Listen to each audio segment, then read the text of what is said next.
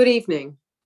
My name is Susan Lang, and I'm the chair of the Executive Committee of the Sarah and Sam Schofer Holocaust Resource Center. It is my privilege to welcome you this evening to the annual Yom HaShoah Holocaust Remembrance Program. We want to recognize and thank all of the sponsoring organizations of this Yom HaShoah program.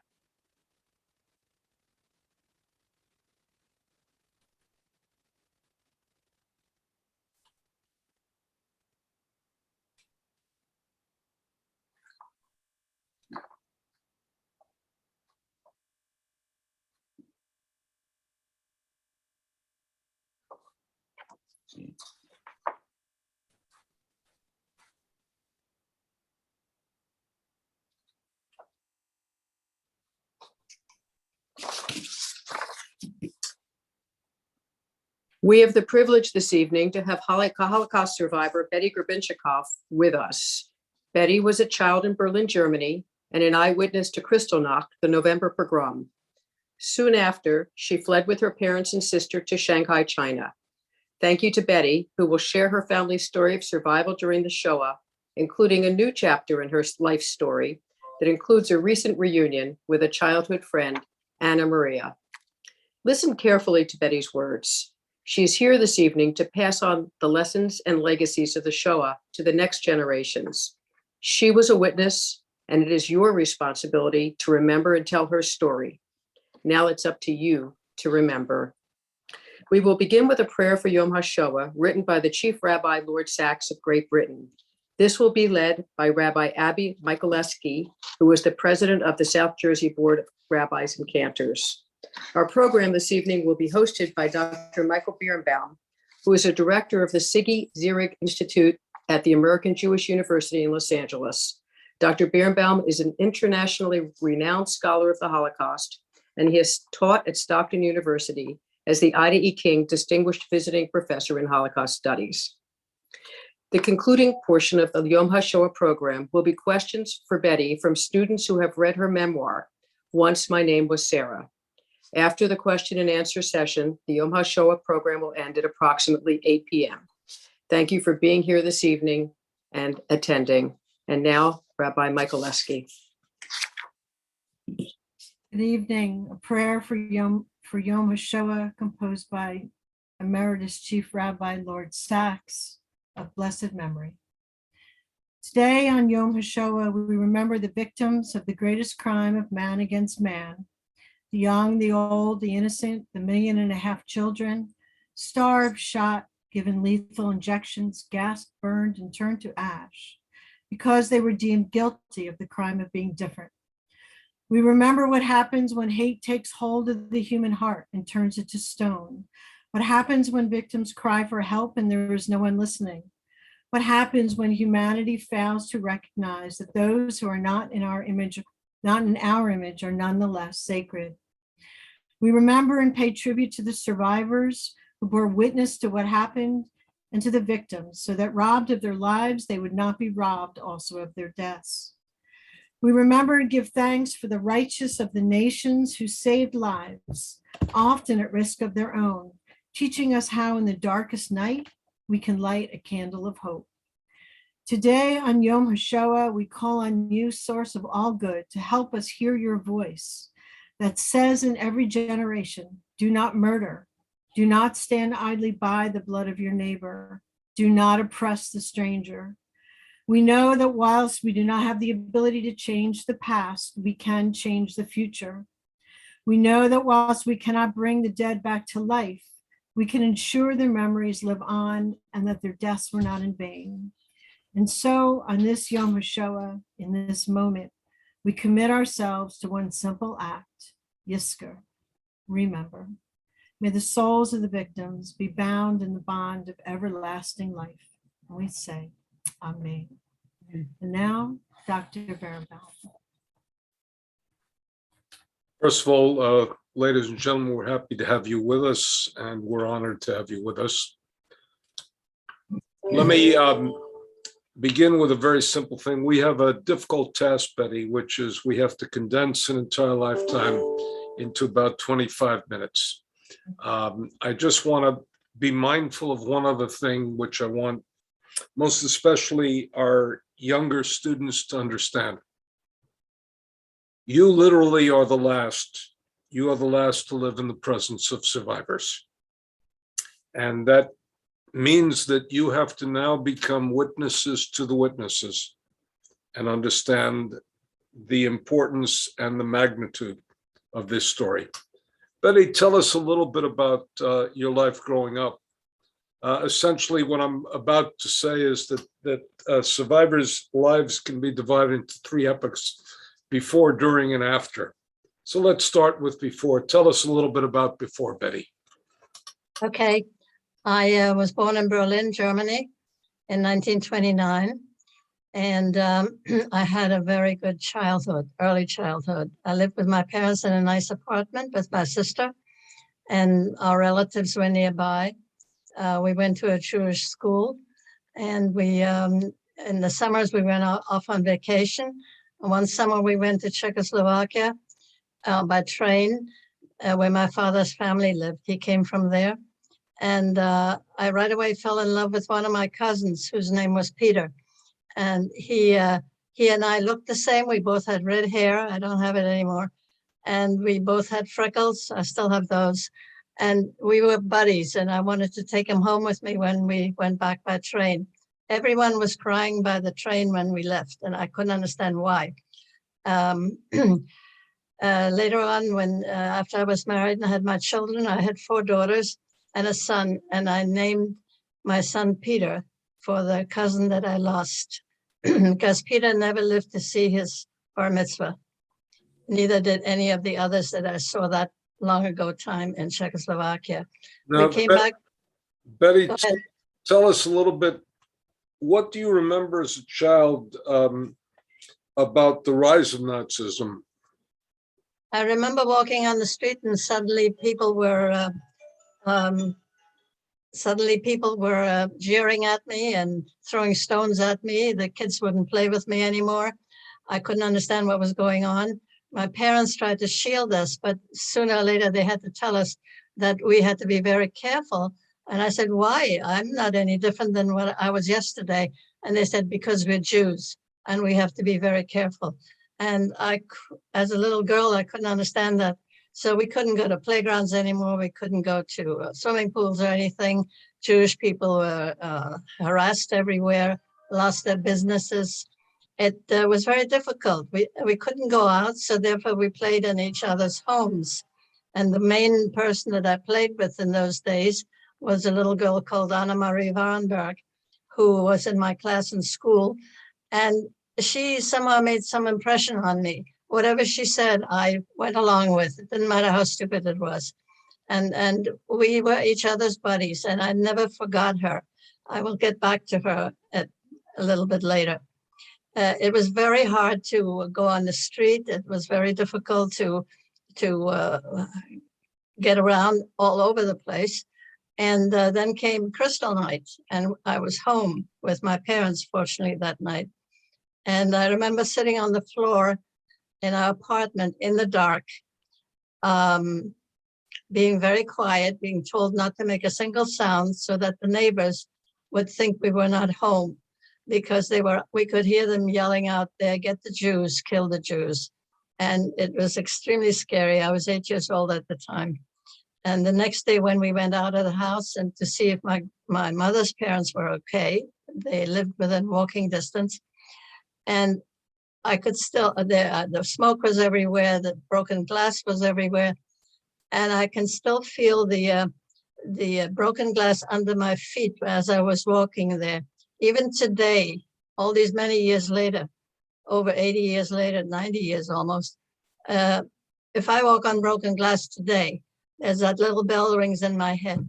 That fear, that feeling of being surrounded never leaves you. It's just there for a second and it goes away. But I have never forgotten that feeling, and it'll stay with me until I die. Betty, tell us, as you were growing up and this was taking place, you were going to a school.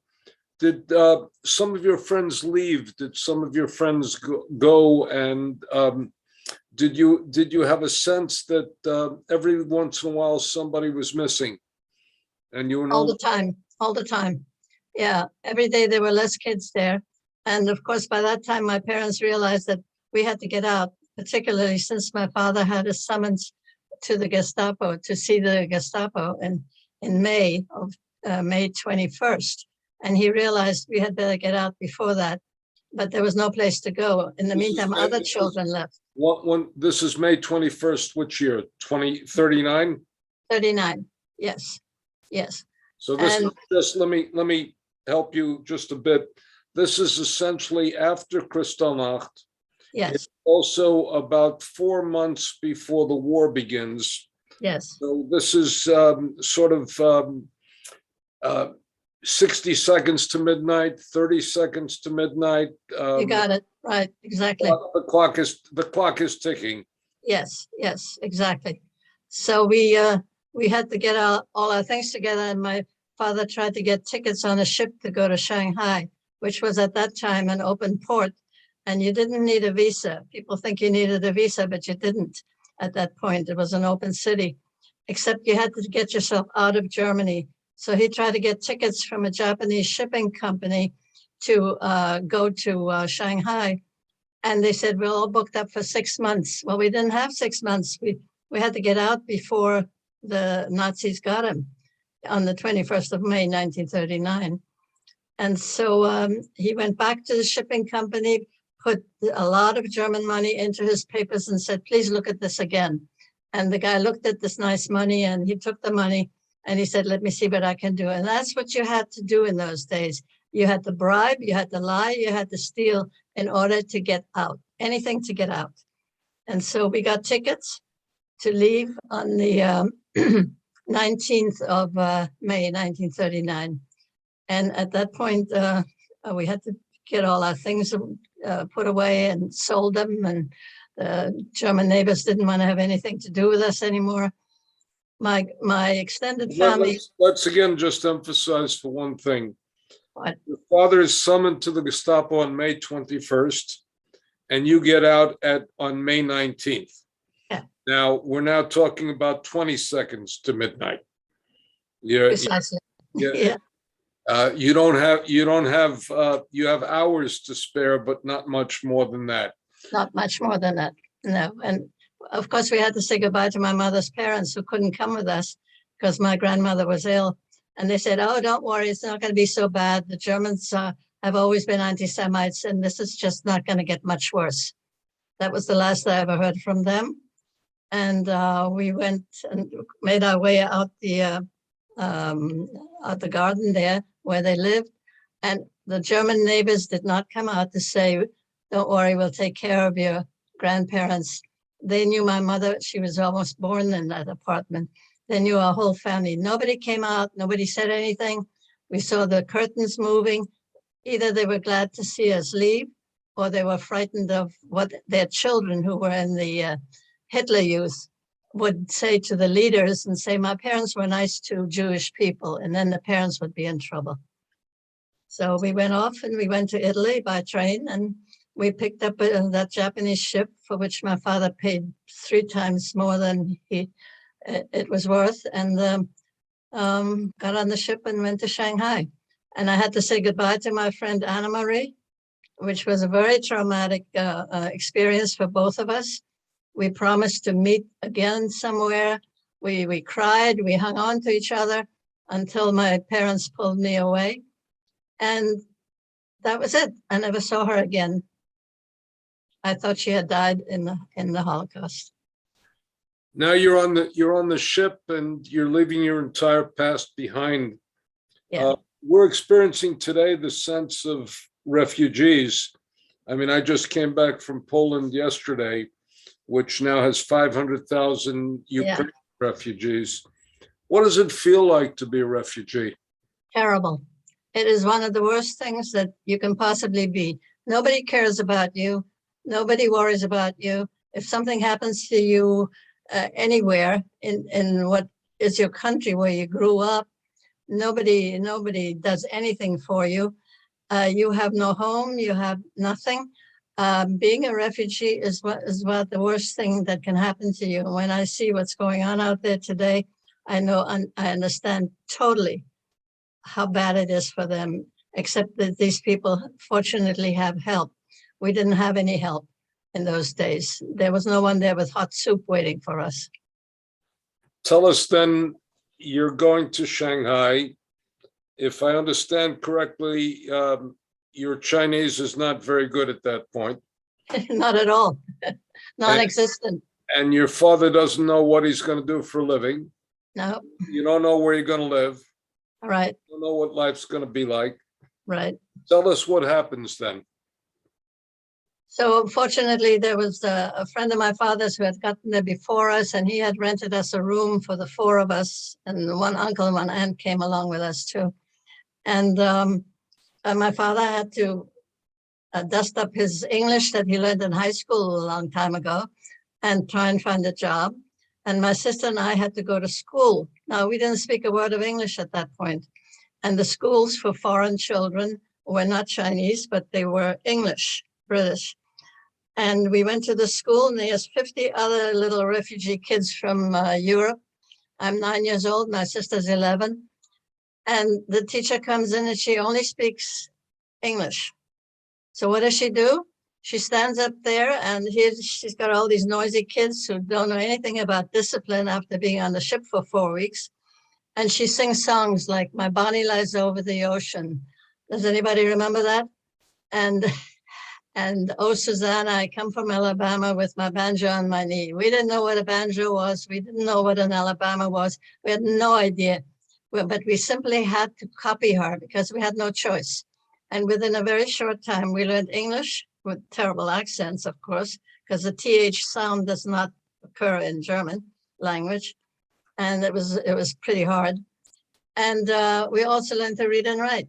We had no choice. My father found a job, and we lived in different rooms for a while. And of course, there were organizations, Jewish organizations, who helped about 18 to 20,000 Jews who managed to get to Shanghai the way we did, from Europe, from Germany, from Austria, from Poland. The whole Mirror Yeshiva came over from Poland. Let's remind our participants, our audience, that number one, Shanghai is it's Japanese occupied China, or it was an independent city at that point. At that point, it was independent. The Japanese were there, but they had not yet occupied it. They occupied it after Pearl Harbor. Yeah. So so we lived there, and we tried to make the best of it. My father tried to get the relatives out of Czechoslovakia and Germany, but he was unable to do so. So they didn't make it out. They were all exterminated, as the word goes. And we lived there until Pearl Harbor happened. And the Japanese then took over the city. And if you had been an American living there at that point, they would have the Japanese would have put you in detention camps. The Japanese, the Americans, the British, and the Dutch were put in detention camps, and they were very bad. And then they didn't know what to do with us.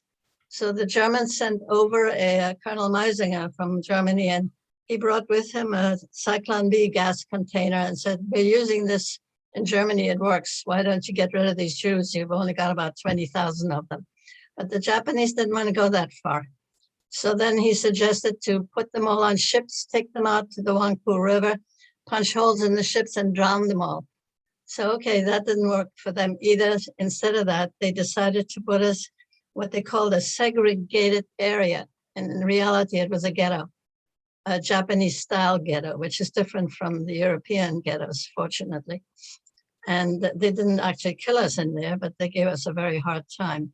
But I must point out that they gave us a hard time, and we were afraid of the Japanese who were running around with the bayonets, the soldiers, but they were terrible, terrible to the Chinese. And I mean, we saw them being browbeaten and pushed and kicked and thrown on the ground. They had to bow down in front of the Japanese soldiers. But the Chinese population as such was always kind to us. They welcomed us. We didn't become lifelong friends, but they accepted us. And they were poorer than we were at that point. We didn't have anything, but they had even less. And we were in a poor section of town called Hankyu. And so we didn't have anything, but we shared what we could with them because some of them were really in a bad way. And that experience alone taught me a lesson that people can be kind to one another, no matter whether you speak their language or not. So we were in this ghetto, and we had to get a pass to get out to go to school, and my father to go to work. And to get that pass, you had to stand in line for hours in front of the Japanese commander, Mr. Goya, who was a tyrant and also a psychopath. And he was. Aside from that, he was a nice guy. No, he wasn't very nice. No. He was a tyrant and a psychopath, and the only thing you can say is Nasty. nasty. Yeah. And then, how long did you live in Shanghai? I lived there for 11 years, till 1950, actually. And we went through the war. We were bombed by the Americans. And we were always hoping that they wouldn't throw a bomb on us because we were rooting for the Americans. And did they even know that we were down there, you know? And during the war, it was very difficult. We had no shelters or anything. Food was scarce. The organizations couldn't feed all these people anymore. There were too many of us. Although I must say my father always had just enough income that we didn't have to take advantage of the organizations giving out. What did your father do in the ghetto? He became a bookkeeper for Chinese companies, and he did quite well. He was very industrious. He worked for a chemical company, had no idea what chemicals were about. And every night in the one room that we lived together, we lived in one room during the ghetto, all four of us for 2.5 years. And every night he would sit there with a lamp and study chemicals, so he would know what he was talking about to his Chinese bosses. And he got away with it. He did it. Did your parents have any idea of what was happening in Europe at this point?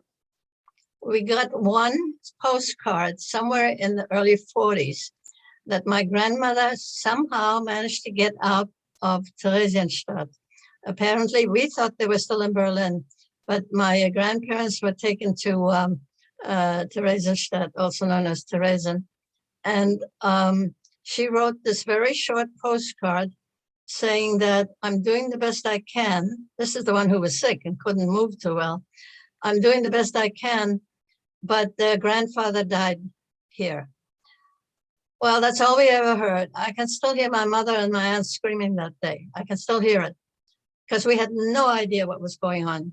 There were rumors, but how can you believe rumors that says they're exterminating the Jewish people? Nobody believed it. You see? When did you find out what happened in Europe? After the war. After the war, the Red Cross put out lists that they put out on the street. And every day you would go and look at the list and see who was on it. Did they live or did they die? We never found any of our people on it, which meant that they didn't make it. And we just had to live with that. I know it changed everything in the way my parents thought about the Germans and all. My father had medals from the First World War. He fought for the Germans like they all did. They were more German than the Germans themselves. But it didn't help them. It doesn't matter how many medals he had. Now you're a 21-year-old woman at this point in 1950. Not yet, no. You're born in 29, so you're a 20-year-old woman. Yeah, well, I was actually 18 when I met my husband over there. He was a Russian emigre from Vladivostok. He came to China as a refugee from the communist Russians with his mother and his brother. His father had died. And so they lived in Shanghai. And my husband was working in the Shanghai Jewish School, which was a very good school where I also went to school. Fortunately, I left that school to take care of my mother, who was very, very ill. And I was all of 16 years old. And they took me out of school to nurse her because the hospital had no more medications or anything. So I was in charge of the room, my mother, and taking care of her. And eventually, when the Americans came in and liberated us, this is after a big air raid where 35 of our people died. The bombs came into our ghetto. I went to work for the Americans like everybody else did. So for the first time, we were making some money, American dollars. My sister married an American serviceman. And in 1948, she went to America with him as a dependent. And he and I got married in 1948. Okay, I was then 18 or 19, whatever you like. And he was not Jewish, so the synagogue, the rabbi would not marry us. And the Russian Orthodox Church wouldn't marry us either. So we had a legal wedding with a Chinese judge. And then we had a church wedding at a union church where all the what's called mixed marriages were done because they didn't talk too much about religion. So we got married there. And then shortly after that, the communists took over Shanghai. And we So you ended up having to flee the Nazis. Mhm. And then having to flee the communists. Yes, And this is all before you're 20 years old. yes.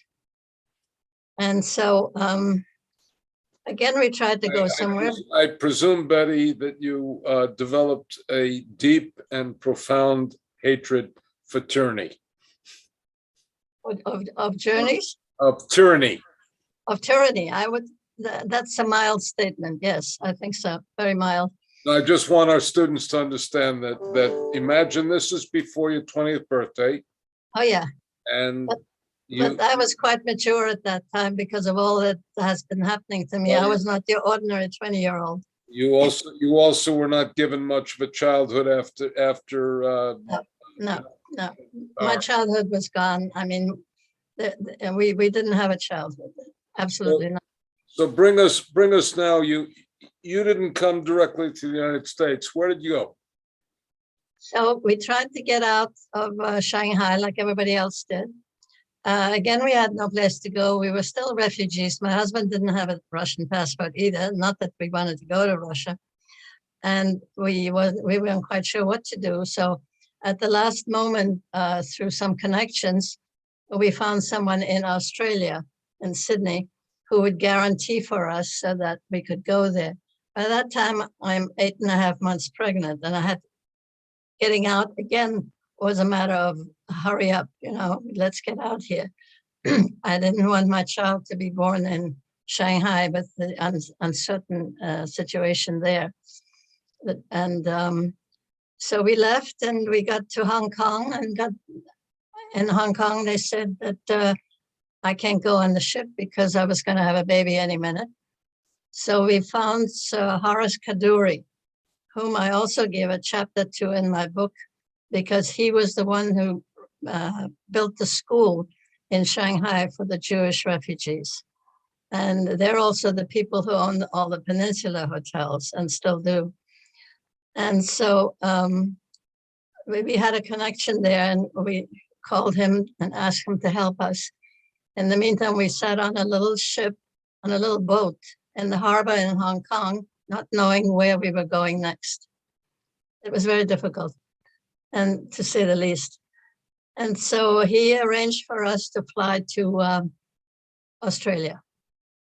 And I remember going to tea at the Peninsula Hotel with him and cutting off the back of my shoes because my feet were so swollen I couldn't walk properly.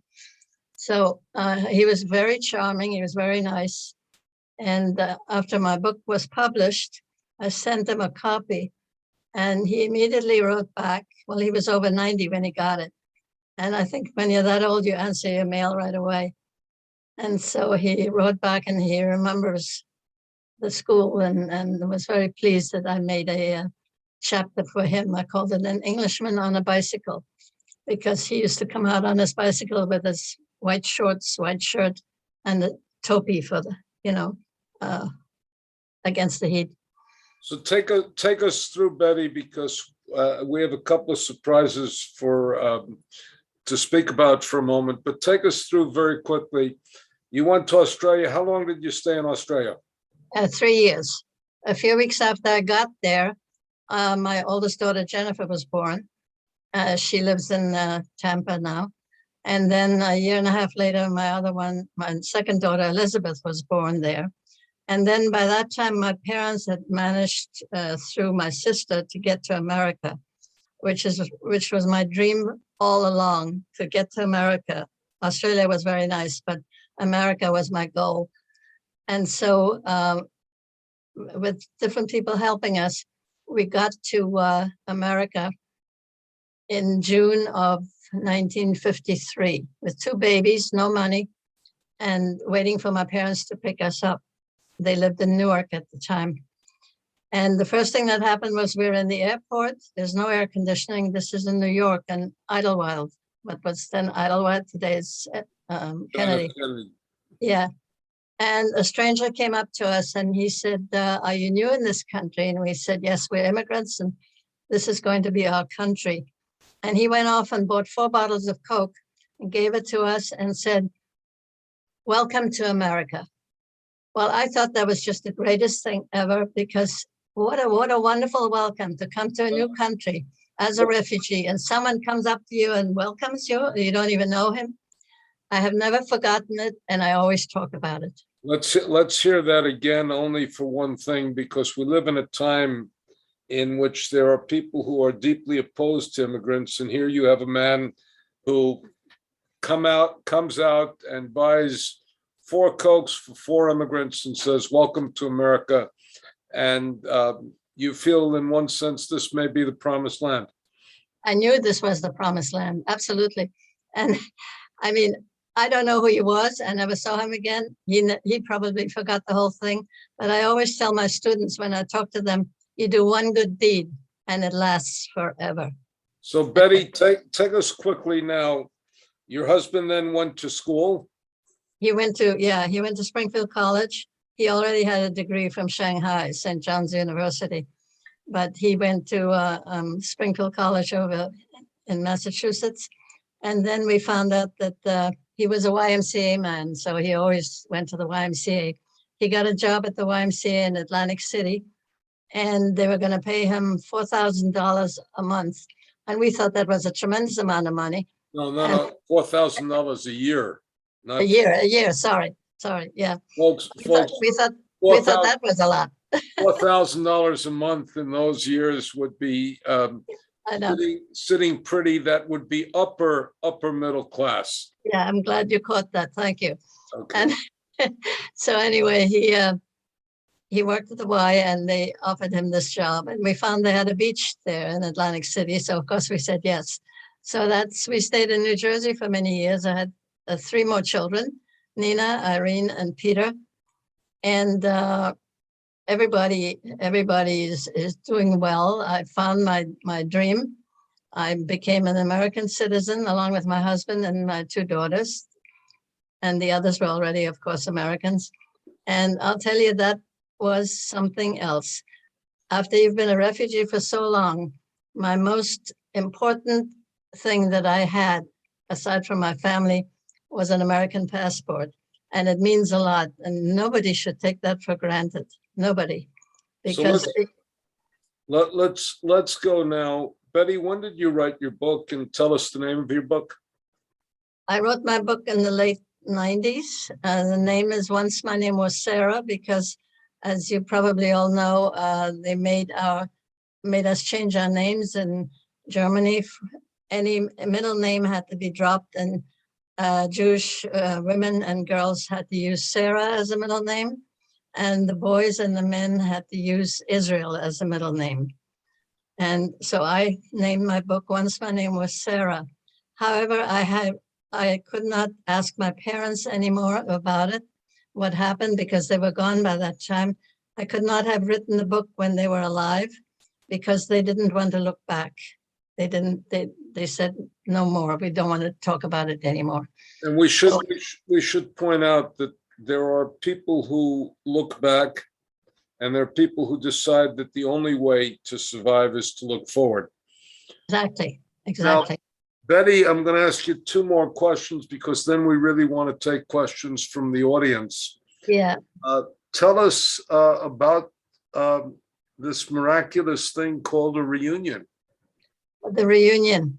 In 1997, I gave testimony to the Shoah Foundation.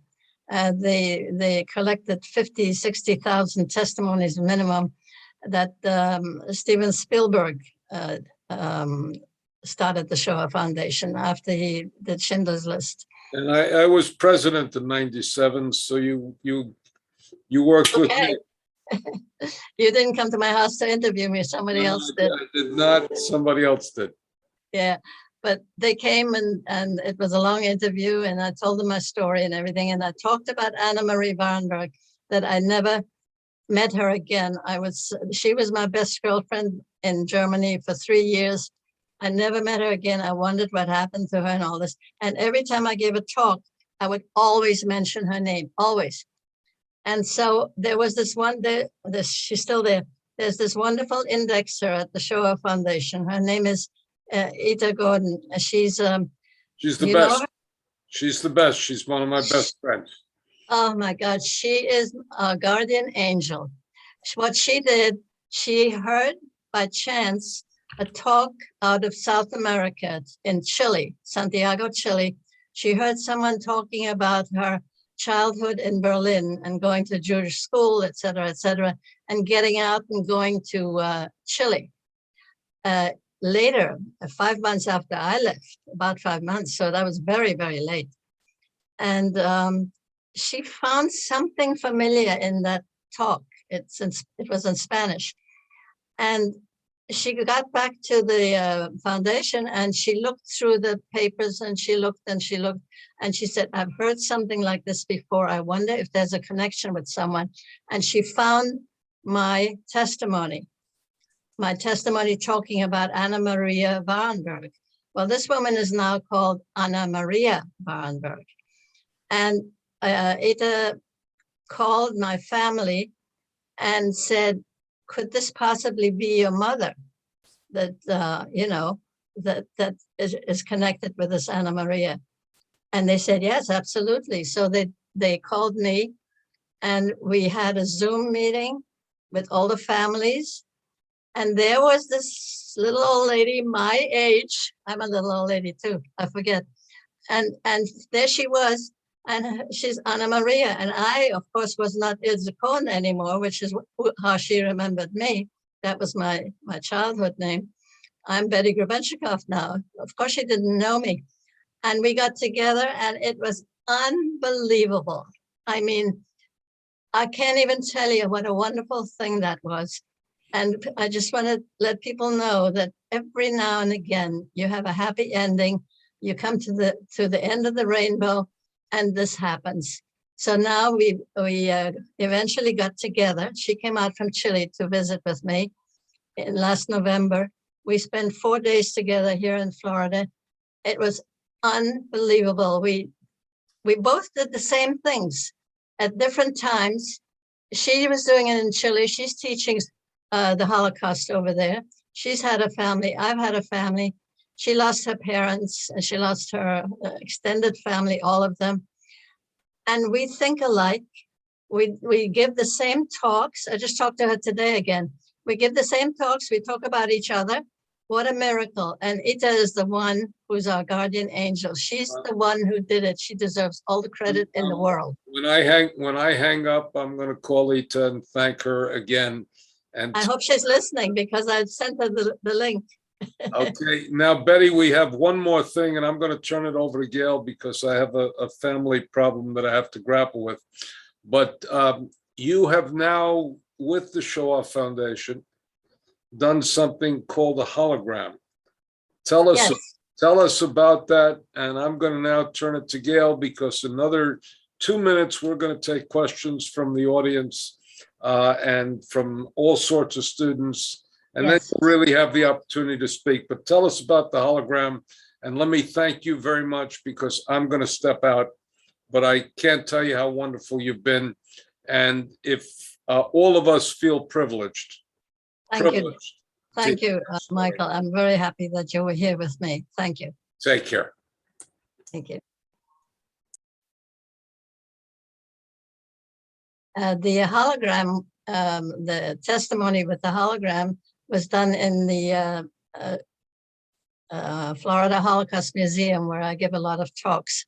There were 4 of us who were involved in this, 4 survivors, all of us living here in Florida. And mine isn't quite ready yet, but we took pictures for 5 days in a row. It was very intense. They asked a million questions. And so eventually, when I'm no longer around, you can all come around and ask me questions, because I'll be sitting somewhere on the stage, looking alive, I hope, and answering questions, because there's a system where you can ask a question and the person will, I think Gail can probably explain it better than I can. But it was 5 days, very intense. You had to wear the same thing every day as if you just came in. And they were absolutely wonderful. The Florida Holocaust Museum did a fantastic job with that, along with the Shoah and all the other museums that were involved. Thank you, Betty. And yes, we also have what we call interactive biographies here at Stockton University. And so the students that are on from our local high schools and our Stockton University students have gotten to know our Holocaust survivor who lives here. He's currently asleep.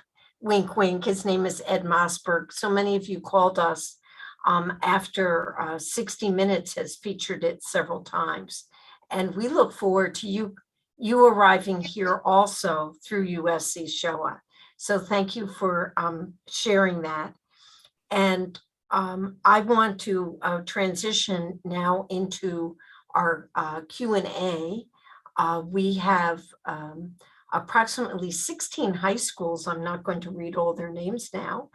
Those students through our Adopt a Classroom project that read your book. As you know, thank you so much. You shipped us so many books here, hundreds of books that we distributed through our Adopt a Classroom project to our local high schools. So we're going to begin with Lady from Pleasantville High School said, is there a specific memory of Kristallnacht, the November pogrom, that you can't forget, you always remember, and you could share with us? Well, there are probably 2 specific memories. One is sitting on the floor in a dark apartment, surrounded, fortunately, by my parents and my sister, being very quiet and being afraid that they're going to bring the door down and come and get us. And the second one is walking on the broken glass, which was very traumatic. And we could see the German people making Jewish people who had the misfortune to be out that day clean the streets and walking on the glass. It's something that never leaves you. Kristallnacht is a dreadful, dreadful memory altogether. Under the teacher supervision at Ocean City High School, Barbara Daniels, and I mention her name because we don't have the name of the student who submitted this question. Do you know any Jewish Holocaust survivors who stayed and settled in Shanghai, China after the war? There were hardly any, because we were not, foreigners were not encouraged. As a matter of fact, they were told to get out. China was for the Chinese at that point, and they didn't want any interference. I don't know any survivors that stayed there. Everybody tried to get out as soon as they could. Of course, quite a few of them went to Israel, which had just become a state. And some people went back to Germany, which is something I was not interested in at all. And a follow-up to that question is, if we visit Shanghai, China in the future, which some of us are hoping to do, how can we find where you lived? The ghetto? Is there a museum? Tell us a little bit about it. And do you have any links to that museum? I do. There's a Shanghai Jewish Refugee Museum right around the corner from where I lived in Shanghai during the ghetto. And it's quite a state of the art now. And I went there and they've realized who I was and they got all excited. The first time I went there, we actually saw my wedding picture on the wall there. And I said, well, how did you get that? They said, well, we got it somewhere, but we don't know who that is. I said, well, that's me, my husband. My kids were with me and everybody got all excited. And that was the beginning of it. And now I have my testimony there several times. I've gone back to China 4 times. The first time was to film a movie called The Shanghai Ghetto. And then we did another movie called this Survival in Shanghai. And you can get them on Netflix, by the way. And when I got married, the dress that I wore, the white dress, was made for me by my mother-in-law in Shanghai. That was in 1948. And I took it back with me to America eventually. 2 of my daughters wore it. And then we decided that it belongs to the museum. It was made in China for me. It was worn by me there. And no one here is going to wear it anymore. My grandchildren are not too old for that already. So it is hanging in the Shanghai Jewish Refugee Museum in a glass case, and they fixed it up like brand new.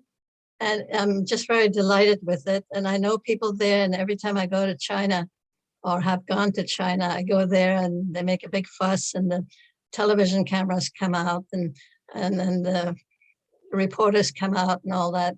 It's very nice. I mean, I'm very gratified the way things worked out. Thank you. Stockton University student Eileen said, what surprised you the most when you arrived in America? So we do know now the Coca-Cola story. And of course, what comes to mind is cooking rice. But you tell us, what was a big surprise for you when you moved, as so many people call it, down the shore, because most of us are down the shore in the Atlantic City area. And I correct, you lived in Brigantine, correct? Yes. First home. Tell us, what surprised you the most living in Brigantine, New Jersey? I liked it in Brigantine. It was very nice. It was the freedom to come and go and do what I want. And the friendliness of the people. Everybody was always very friendly to us. You mentioned the cooking of the rice. I forgot to mention that in Shanghai, we had very little fuel for cooking. We had gas, but it usually ran out in the first 10 days. And we had a little Chinese stove. And my sister and I would put the raw rice on the windowsill. And then all the bugs come crawling out because we had the rice from a big sack. And then whoever got the most bugs on either side, my sister was here and I'm there, we won the game. We didn't have television or anything, so that was a game. And then my mother would wash the rice and put it on the Chinese cooker and let it come to a boil, wrap it up in a newspaper and put it in the bed and put a blanket over it. And then you would always get perfectly steamed rice. I came to America and I made some wonderful friendships here. And my girlfriend came, she's American. Her name was Barbara Moskowitz. And she was my best friend here and for many years. And she said, what are you doing? I'm cooking the rice and putting it in the bed, you know. And I said, I'm cooking rice. What do you think I'm doing? And she said, you're in America now. You don't have to do that anymore. And that's one of the outstanding things that I always remember about America, coming to America. Thank you. We're going to go back to Atlantic City High School to Cynthia. Why do you think Holocaust education should be included in school lesson plans? And what are the lessons for today after studying the Holocaust? Great question, Cynthia. We have to teach the Holocaust. We have to teach our young people It is so important to have it taught in schools and universities and colleges and in meeting rooms and wherever. This is one of the reasons why people my age are still out there speaking, if we can possibly do it. We have to teach our young people that hate, intolerance, and racial injustice and looking down on people who are not like us only leads to worse things. You have to love other people. You have to be nice to them. You have to do a good deed. You do one good deed a day and have someone else do that, like I said earlier. And it makes such a difference. And hopefully, a thing like 6 million Jews is not going to happen again. That was the Holocaust. It's the worst possible thing that could have happened to the Jewish people. And there's no comparison of it to anything else. It was organized murder. We have to teach our kids to be aware and to be upstanders, not just bystanders, and to do something when they see something wrong, to speak up, not just to say, oh, well, someone else will take care of it. In this country, you can speak up and you can do things. You can say something. We couldn't do that in Germany. We would have been put in jail or shot or something if we spoke up. So it's extremely important, and the colleges and the schools are doing a great job. And that's, like I say, that's why we're still out there speaking, because we make it our business to teach young people. And also the young people should ask their parents and their grandparents about their lives, because everyone has a story. And there's so many stories out there that we will never know because people don't ask. I wish I had asked more of my parents, but they were too traumatized by the whole thing to get back into it. Thank you, Betty. I want to mention something that happened with Betty and myself. This is a surprise for you. And the surprise is this book. I'm not going to show you the author's name because I don't have his permission to do this evening. But the book is about the merging of science and law, and it's published by Cambridge University Press.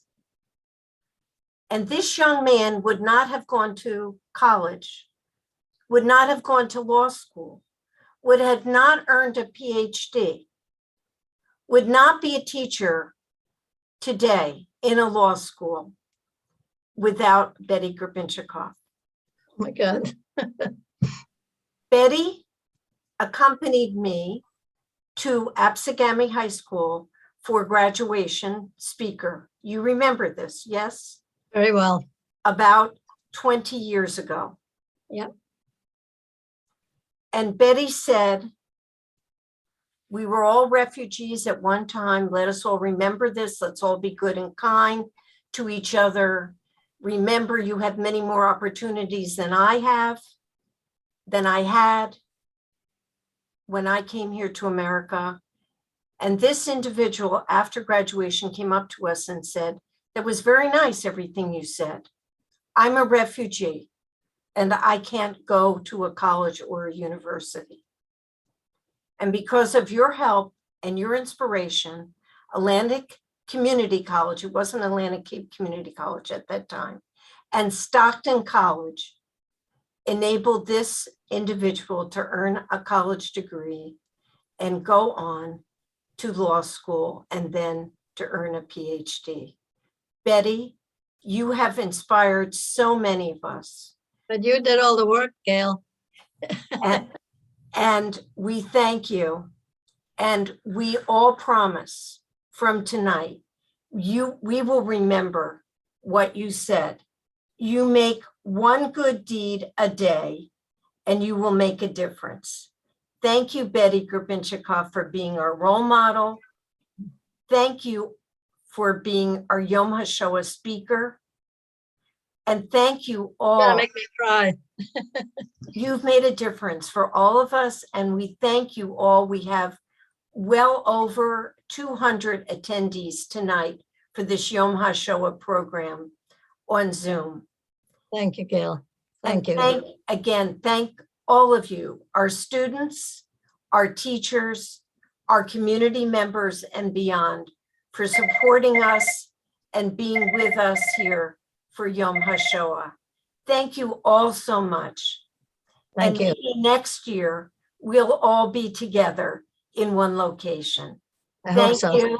Stay safe, be well, and thank you all. And our love and kisses to Betty Gerbinchikoff. You Thank have you made so a much. difference for us tonight. Thank you Thank so much. all.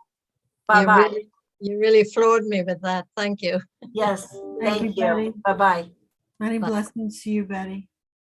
Thank you.